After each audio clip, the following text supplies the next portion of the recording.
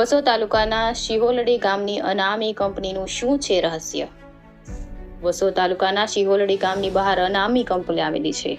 કંપનીના તથા ગામના વ્યક્તિઓ દ્વારા જાણવા મળ્યું કે કંપનીમાં આધાર પુરાવા વગર તથા લાયકાત ઉંમર વગર ઉચ્ચ પગાર પર કામદારોને રાખવામાં આવે છે. નક્કી કરેલ વળતર કરતાં પણ ઓછું વળતર આપવામાં આવે છે. ત્યાંના સરપંચ દ્વારા પણ ચૂપકીદી સેવાઈ રહી છે. સરકાર દ્વારા નક્કી કરેલ કામદાર વળતર કરતાં નહિવત વળતર કામદારોને આપવામાં આવે છે. સ્થાનિક કામદારના જણાવ્યા મુજબ કામ કરવા માટે સેફટી માટેના સાધન પણ આપવામાં આવતા નથી.